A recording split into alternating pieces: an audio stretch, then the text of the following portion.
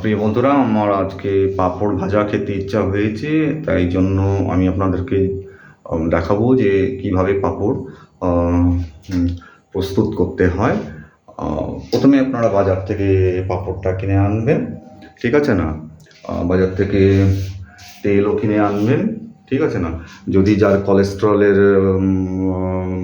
অসুবিধা নেই, সে সর্ষের তেল ইউজ করতে পারে, কোনো অসুবিধা নেই।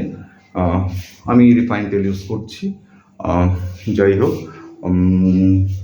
আমার কাজের রান্নার দিদি আমাকে বলে যে আমার ভিডিও কিন্তু বানাবেন না দাদা, হাসতে হাসতে বলবে। আমি কই তো ওই হাসিটার তো তুলবো ভিডিওতে, দেখবে একদিন। আরও জোরে কি সুন্দরভাবে হেসে দেয়, ভালো লাগে এই আর কি। যাই হোক, পাঁপড় তেলটা গরম হচ্ছে।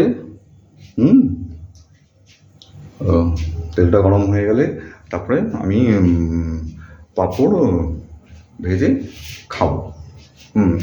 আপনাদেরকে তো আর খাওয়াতে পারবো না, কিন্তু দেখাতে পারবো যে আমি কিভাবে পাঁপড়টা ভেজে খাচ্ছি, ঠিক আছে না? তো মনে হয় তেলটা গরম হয়ে গেছে। ইতিমধ্যে একটু সিমে করে দিই, ঠিক আছে না? এতে আপনার ফিউয়েলের খরচাও কম হয়ে যাবে, তার মানে সেভ হয়ে যাবে। সবসময় হাইতে দেওয়া রাখা ভালো না, একটু সিমে দিয়ে রাখবেন, ঠিক আছে না? তো যেহেতু আমি একা মানুষ, সেই জন্য আমি কড়াইয়ের সাইজটাও ছোট কিনে নিয়ে এসেছি, আমার সাইজ মতন, মানে আমার ফ্যামিলি সাইজ, মানে আমি একাই আছি, ঠিক আছে না? তো এখন আস্তে আস্তে পাঁপড়গুলো ছেড়ে দিই। এই তো দেখুন কি সুন্দরভাবে হচ্ছে। খেয়াল রাখবেন যেন পুড়ে না যায়। এতে আমি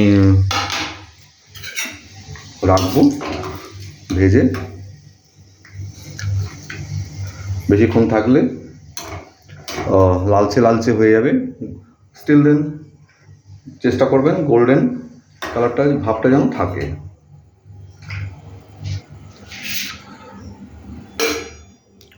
তো বানাচ্ছি পাঁপড়।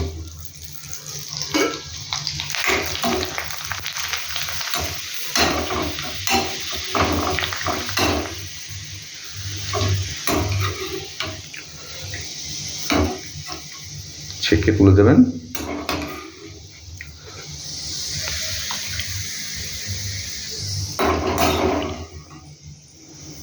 ভালোই হচ্ছে।